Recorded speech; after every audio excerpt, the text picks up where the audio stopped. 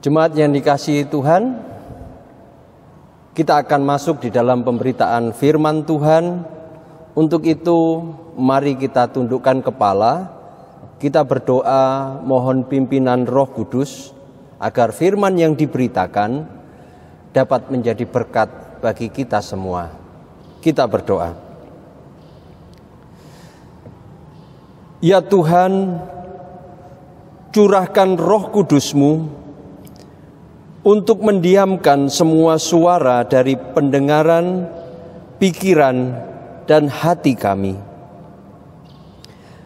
agar kami sungguh-sungguh mendengar dan memahami firman Tuhan yang disampaikan, serta mau dan dimampukan untuk melakukannya sepanjang hidup kami.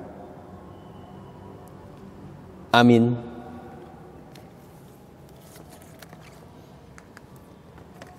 Jemaat yang dikasihi Tuhan, mari kita berdiri untuk bersiap mendengar firman Tuhan yang akan dibacakan oleh majelis bertugas. Haleluya.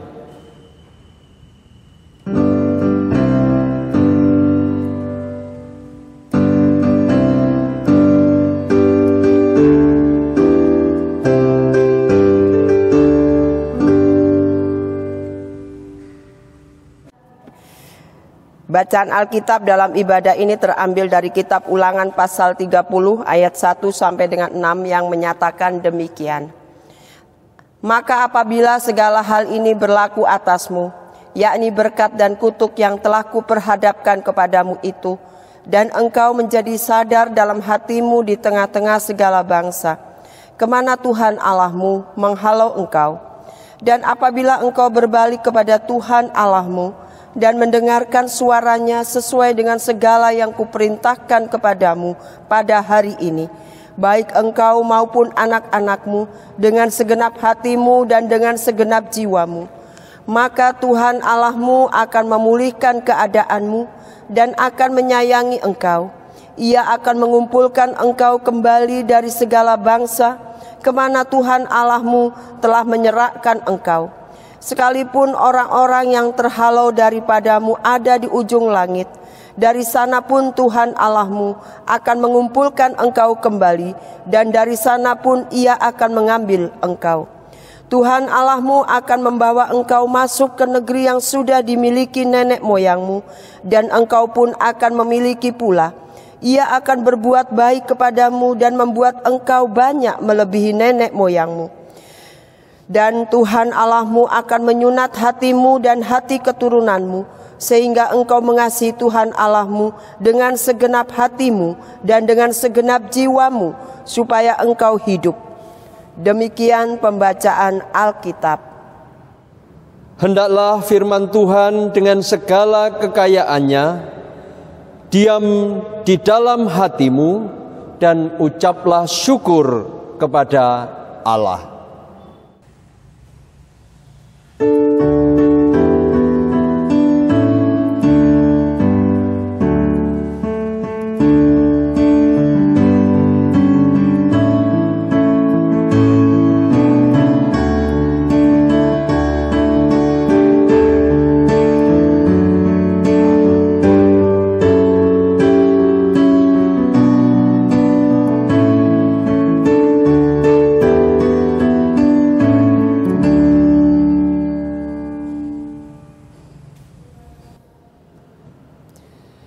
Jemaat yang dikasihi Tuhan Yesus Kristus, Shalom. Selamat berjumpa kembali di dalam pemberitaan firman Tuhan secara virtual. Di dalam ibadah hari Minggu ke-6 sesudah Paskah, tanggal 9 Mei 2021. Yang diberi tema kembali kepada Tuhan, maka akan dipulihkan. Bapak Ibu yang dikasihi oleh Tuhan Yesus Kristus, firman Tuhan yang sudah kita baca bersama dari Ulangan pasalnya yang ke-30, ayat yang pertama sampai dengan ayatnya yang ke-6, ditulis ketika bangsa Israel hendak memasuki tanah Kanaan. Persiapan bangsa Israel untuk memasuki tanah Kanaan selama 40 tahun mereka berjalan di padang belantara, padang gurun. Musa merasa perlu untuk mengingatkan kembali kepada umat Tuhan tentang tujuan awal dari panggilan Allah kepada mereka. Pertama-tama Musa mengingatkan ada konsekuensi logis ketika mengikuti Tuhan Allah atau ketika masuk di dalam perjanjian dengan Tuhan Allah. Konsekuensinya adalah ketika umat setia melakukan perjanjian yang sudah disepakati dengan Tuhan Allah, yang sudah ditetapkan oleh Tuhan Allah, maka Tuhan juga akan menggenapi janjinya memelihara umat Tuhan, seperti yang sudah dibuktikan di dalam perjalanan umat Israel selama 40 tahun di padang. Di sana Tuhan memelihara mereka, siang hari Tuhan menaungi mereka dengan tiang awan, dan malam hari Tuhan menerangi mereka dengan tiang api. Tuhan juga memberi makan kepada mereka mana setiap hari, roti yang turun dari surga. Tuhan membuat umat ini berjalan dengan selamat sampai hendak masuk di tanah perjanjian, tanah Kanaan. Bapak Ibu yang dikasihi oleh Tuhan Yesus Kristus, Musa tahu bahwa umat yang sedang dipimpinnya ini adalah umat yang dalam tanda petik istimewa. Karena umat ini seringkali lupa atau tidak mengindahkan perjanjian yang sudah Tuhan buat di antara mereka. Sehingga seringkali Tuhan harus mengingatkan melalui Musa agar bangsa Israel ini kembali kepada perjanjian awal mereka dengan Tuhan Allah. Bapak Ibu yang dikasihi oleh Tuhan Yesus Kristus, konsekuensi kedua adalah ketika umat tidak mampu untuk menjaga atau memenuhi perjanjian dengan Tuhan Allah, maka umat harus menerima konsekuensi penghukuman dari Tuhan Allah. Di mana di sini disebut sebagai kutuk. Bapak Ibu yang dikasihi oleh Tuhan Yesus Kristus, itu adalah latar belakang penulisan dari Ulangan 30. Di ayatnya yang pertama dinyatakan, maka apabila segala hal ini berlaku atasmu, apa itu Bapak Ibu? Yakni berkat dan kutuk yang telah kuperhadapkan kepadamu itu, dan engkau menjadi sadar dalam hatimu di tengah-tengah segala bangsa kemana Tuhan Allahmu menghalau engkau. Jadi Bapak Ibu yang dikasihi Tuhan Yesus Kristus, tidak ada alasan umat Tuhan atau orang Israel mengatakan bahwa saya tidak tahu kalau ada perjanjian itu. Oleh sebab itu Musa merasa perlu untuk mengingatkan kembali umat Israel tentang konsekuensi berkat dan kutuk yang akan mereka terima dari respon mereka terhadap perjanjian yang sudah dibuat di awal. Sebelum umat ini memasuki tanah Kanaan, tanah perjanjian, Bapak Ibu juga anak-anak yang dikasihi oleh Tuhan Yesus Kristus, ayat 1 itu mengatakan bahwa kalau sudah paham dan engkau atau umat Tuhan sadar dan di dalam hatinya mereka sadar kemana Allah membimbing mereka, apa yang Allah inginkan untuk mereka perbuat, maka ayat yang kedua, kesadaran itu harus diwujudkan di dalam suatu tindakan nyata. Ayat kedua dinyatakan, dan apabila engkau berbalik kepada Tuhan Allahmu dan mendengarkan suaranya sesuai dengan segala yang kuperintahkan kepadamu pada hari ini, baik engkau maupun anak-anakmu dengan segenap hatimu dan dengan segenap jiwamu. Jadi Bapak Ibu yang dikasihi oleh Tuhan Yesus Kristus, kesadaran bahwa Tuhan Allah berjanji memberikan keselamatan kepada umat Israel, memelihara umat Israel, kesadaran bahwa Allah lah yang berkuasa selama ini, Allah lah yang membimbing hidupnya umat selama ini, itu tidak bisa hanya berhenti kepada kesadaran dan pengakuan saja, tetapi harus diwujudkan dalam tindakan nyata, yaitu berbalik, mendengarkan suaranya, melaksanakan perintahnya. Seluruh keluarga, baik engkau maupun anak-anakmu dengan segenap hatimu dan segenap jiwamu. Ini adalah respon yang diinginkan oleh Tuhan Allah bagi umatnya yang sudah menerima perjanjian Tuhan dan menyadari identitasnya sebagai anak-anak Allah, menyadari hak dan kewajibannya. Selanjutnya Bapak Ibu yang dikasihi Tuhan, ayat 3 dikatakan, apabila itu semua sudah, pertobatan itu sudah dinyatakan, maka Tuhan Allahmu akan memulihkan keadaanmu dan akan menyayangi engkau. Luar biasa Bapak Ibu, ini adalah janji firman Tuhan, janji yang Tuhan Allah nyatakan kepada umat Israel melalui hambanya Musa. Ia akan mengumpulkan engkau kembali dari segala bangsa kemana Tuhan Allahmu telah menyerahkan engkau. Ayat yang keempat, sekalipun orang-orang yang terhalau daripadamu ada di ujung langit, dari sana pun Tuhan Allahmu akan mengumpulkan engkau kembali, dan dari sana pun Ia akan mengambil engkau. Jadi pemulihan Allah, Bapak Ibu yang dikasihi Tuhan Yesus, tidak bisa dihalangi oleh keadaan apapun.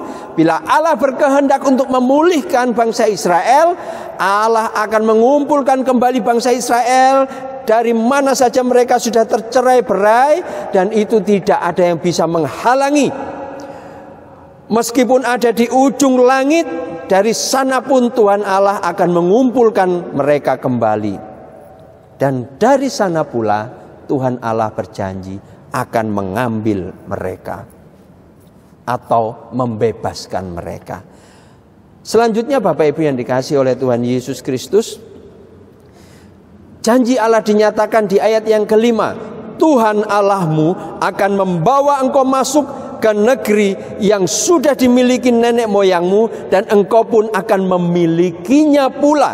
Ia akan berbuat baik kepadamu dan membuat engkau banyak melebihi nenek moyangmu. Luar biasa Bapak Ibu. Jadi ketika umat menyatakan pertobatannya di dalam perbuatan, berbalik mendengarkan Allah, janji Allah dinyatakan luar biasa. Allah berjanji memulihkan, Allah berjanji memberikan tanah Kanaan sebagai negeri yang sudah diwariskan oleh nenek moyang mereka, nenek moyang orang Israel, untuk dimiliki pula oleh bangsa Israel ini.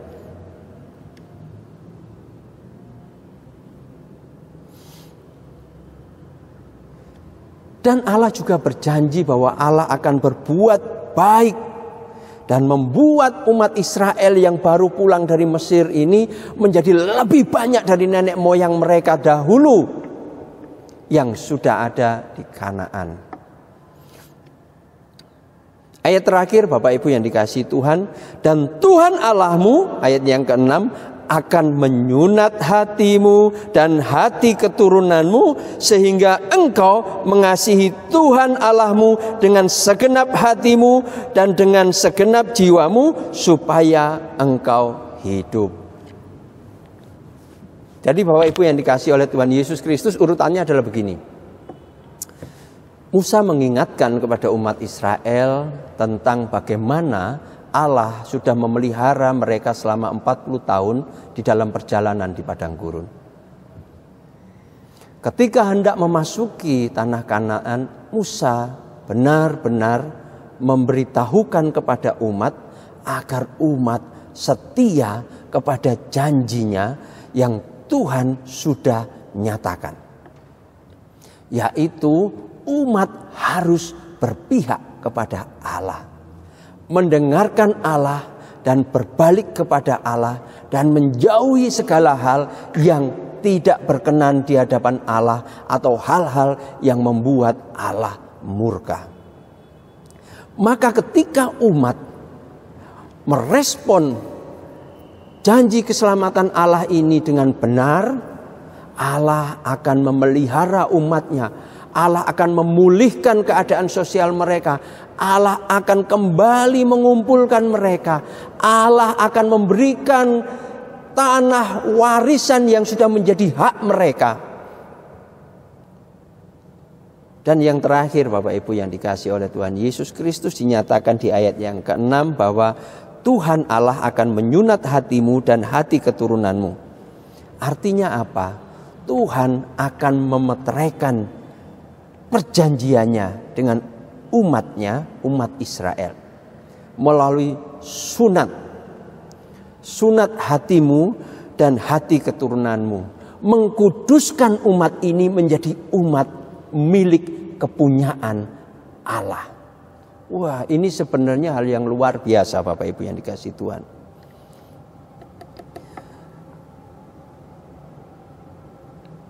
Supaya apa? Supaya engkau hidup beroleh hidup.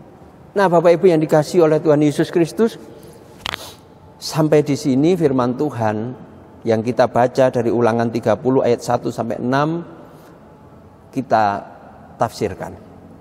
Lalu apa aplikasinya di dalam hidup kita? Bapak Ibu yang dikasihi oleh Tuhan Yesus Kristus, ada 3 hal yang hendak disampaikan, yang kita bisa ambil pelajaran dari pemberitaan firman Tuhan, bacaan firman Tuhan kita pada hari Minggu ini. Yang pertama adalah, cepatlah kita sekalian, Bapak Ibu dan saya yang selama ini sudah tahu mana yang baik dan mana yang jahat. Roh Kudus sudah mengingatkan kita. Yang pertama adalah cepatlah bertobat dengan segenap hati. Itu adalah hal yang pertama yang harus kita lakukan. Dalam segala hal kita tahu, sebab Roh Kudus sudah menaruh pengertian di dalam hati dan pikiran kita. Kita sudah mengerti. Kita tidak ada alasan lagi mengatakan tidak tahu. Ketika Roh Kudus mengingatkan kita sekalian, mengingatkan Bapak Ibu, anak-anak juga saya, maka lekaslah kita tunduk berdoa dan bertobat. Bertobat dengan segenap hati dan harus disertai dengan komitmen. Yang kedua, kita harus mengerjakan pertobatan kita itu. Sebab pertobatan yang awalnya dinyatakan dari mulut, yang keluar dari hati, harus berbuah di dalam tingkah laku, di dalam pembicaraan, di dalam cara berpikir sehari-hari umat Tuhan. Jadi yang pertama tadi, lekaslah bertobat. Yang kedua adalah pertobatan kita harus kita kerjakan, harus kita lakukan di dalam hidup kita. Kita harus bergumul di dalam hidup kita. Kita berdoa bersama-sama dengan Allah Roh Kudus, memohon kekuatan untuk kita melakukan pertobatan kita, meninggalkan dosa-dosa kita. Memang tidak akan mudah, Bapak Ibu yang dikasihi Tuhan Yesus Kristus. Disitulah janji pemeliharaan Tuhan dinyatakan bagi Bapak, Ibu, dan saya. Apabila ternyata hidup kita di dalam pertobatan itu masih terasa berat, mari kita koreksi diri kita. Sudahkah kita sungguh-sungguh bertobat, Bapak Ibu yang dikasihi Tuhan? Sebab Allah kita adalah Allah yang Maha Tahu. Kita sudah merayakan Paskah kebangkitan Tuhan Yesus dari kematiannya di kayu salib. Artinya janji keselamatan itu sudah digenapi dan tersedia bagi kita. Sudahkah kita merespon dengan benar, Bapak Ibu yang dikasihi Tuhan? Yaitu dengan bertobat, menerima keselamatan itu dengan sungguh-sungguh dan melakukannya di dalam hidup kita. Sebab kalau hanya di dalam mulut pertobatan itu, maka kita tidak bisa merasakan pemeliharaan Tuhan. Ketika kita melakukan pertobatan kita, maka banyak hambatan, rintangan menjadi pergumulan hidup kita. Disitulah Bapak Ibu yang dikasihi Tuhan Yesus Kristus, kita dibentuk Tuhan. Tuhan menyatakan pemeliharaannya bagi kita. Dan terus menerus Tuhan ingin kita mengecek kembali, melihat kembali pertobatan kita. Oleh sebab itu setiap hari Minggu kita berdoa mohon pengampunan dosa. Disitulah pergumulan hidup kita, Bapak Ibu, berjalan terus bersama Tuhan. Sampai kapan? Sampai Tuhan bilang, selesai, kembalilah kepadaku, nak. Tuhan yang akan menyempurnakan karya keselamatan yang sudah ada di dalam diri kita. Apa yang sudah kita lakukan dengan segenap hati, sepenuh hati, Tuhanlah yang akan menyempurnakan, Bapak Ibu yang dikasihi oleh Tuhan Yesus Kristus, juga anak-anakku sekalian. Hal yang ketiga, Bapak Ibu yang dikasihi oleh Tuhan Yesus Kristus, adalah agar anak-anak Tuhan atau kita sekalian yang sudah dipanggil oleh Tuhan, ditebus oleh Tuhan dengan harga yang sangat mahal, yaitu nyawanya, kita hidup kudus, tidak serupa dengan dunia ini. Dalam ibadah hari Rabu kemarin saya sedikit sudah menjelaskan mengenai kudus ini, Bapak Ibu. Kudus ini memang sering diartikan dengan suci, tetapi sebenarnya kudus dan suci berbeda. Kudus artinya adalah dikhususkan atau dipisahkan. Oleh sebab itu ditandai dengan bacaan kita tadi, disunat hatinya. Kalau Abraham dulu disunat kulit katannya, maka umat Tuhan yang baru ini juga harus menyunat hatinya. Artinya apa? Dia harus mengalahkan kepentingan-kepentingan diri yang berpihak kepada dunia, dan dia harus berpihak kepada Tuhan Allah yang sudah memiliki hidupnya.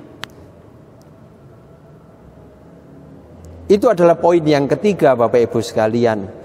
Kenapa anak-anak Tuhan harus hidup kudus? Adalah supaya kita bisa menjadi agen-agen Tuhan di dalam menyatakan kasih kita kepada orang lain, di dalam menyatakan Kristus, menyatakan keselamatan Kristus kepada orang-orang di sekitar kita. Kalau kita hidup serupa dengan dunia ini, maka kita tidak menjadi bagian dari karya keselamatan Tuhan Yesus Kristus di kayu salib itu. Sebab apa? Sebab bila kita hidup dengan dunia ini, maka kita tidak ada bedanya dengan dunia ini, dan dunia tidak bisa melihat Kristus di dalam diri kita. Kudus di sini ketika kita di dalam mengambil keputusan-keputusan hidup kita memihak kepada Tuhan. Kita mencari kehendak Tuhan. Apa yang Tuhan kehendaki di dalam hal hidup kita ini. Di dalam mencari pekerjaan, di dalam menjalani studi anak-anak baik sekolah maupun kuliah, di dalam menjalani tugas pekerjaan bapak-bapak maupun ibu-ibu yang bekerja, juga di dalam menjalani tanggung jawab sebagai orang tua, sebagai anak. Apakah kita mengedepankan atau mengutamakan apa yang Tuhan inginkan? Kita berpihak pada Tuhan ketika kita harus memilih. Juga di dalam kita menjalani tanggung jawab yang Tuhan percayakan ketika kita bersekutu di dalam jemaat yang Tuhan berkati ini.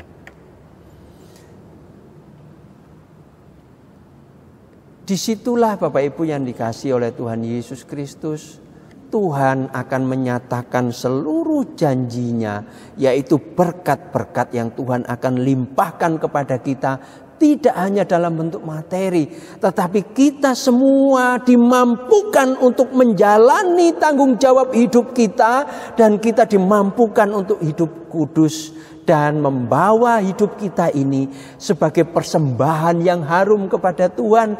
Ketika waktu kita tiba, Tuhan memanggil kita, maka saat itu kita siap dan berkata, terima kasih Tuhan, Tuhan memampukan saya untuk mengisi hidup saya menjadi terang bagi orang-orang di sekitar saya, menjadi berkat bagi orang-orang yang saya sayangi maupun orang lain.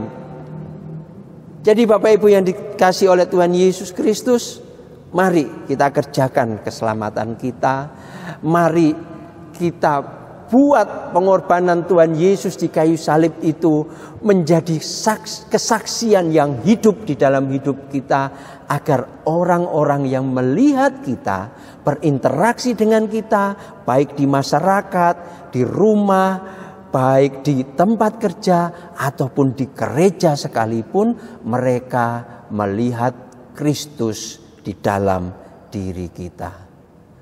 Tetap berjuang, jangan putus asa. Kalaupun gagal, Tuhan pasti menolong kita bersama-sama bangkit. Tuhan Yesus memberkati. Amin.